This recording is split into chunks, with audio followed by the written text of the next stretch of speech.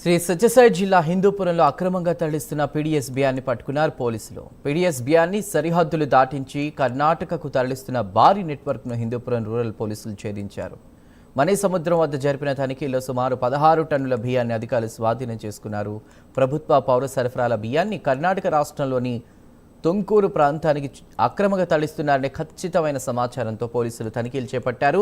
జిల్లా SP yes Satish Kumar ఆదేశాలతో SI Lakshminarayana తమ సిబ్బందితో కలిసి తనిఖీలు చేసినట్లు చెప్పారు. సిఐ సి ఆంజనేయులు పౌర సరఫరాల డిప్యూటీ తహసీల్దార్ హారతి విఆర్ఓల సమక్షంలో వాహనాన్ని సీజ్ చేసినట్లు తెలిపారు. ఈ అక్రమ రవాణాకు పాల్పడుతున్న సోమందేపల్లి కొత్త అంకన్నగారి మహేష్, కురుబ రామకృష్ణప్ప అనేటువంటి ఇద్దరిపై కేసు నమోదు చేసినట్లు వెల్లడించారు. పీడీఎస్ రైస్ ఏవైతే ఉన్నాయో అవి అక్రమంగా తరలిస్తున్నారనేటువంటి సమాచారం పైన జిల్లా ఎస్పీ సతీష్ సార్ మరియు డిఎస్పీ మహేష్ సార్ వాళ్ళిద్దరు సమక్షంలో మరి ఆదేశాల మేరకు గత కొంతకాలంగా పీడీఎస్ అక్రమ రవాణా పైన నిఘా ఉంచడం జరిగింది.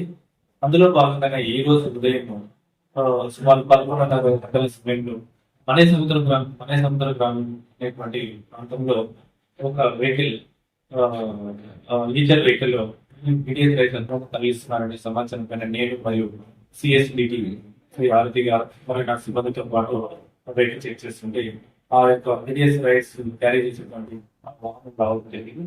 వెంటనే దాన్ని ఆరు చెక్ చేయగా అందులో సుమారు 15,000 కేజీల పీడీఎస్ రైస్ ఉండడం జరిగింది. అందులో వాటికి దాన్ని చెక్ చేస్తే కేసు గారు దాన్ని పీడీఎస్ రైస్ గా గుర్తించడం జరిగింది.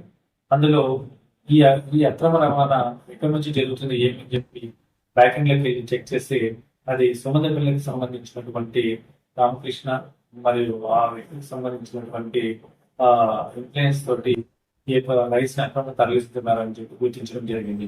అందులో భాగంగానే ఆ యొక్క రైస్ ని సీజ్ చేసి సిఎస్డిడి వాళ్ళకి అప్పగించి దానికి సంబంధించినటువంటి కేసు నమోదు చేసి తదుపరి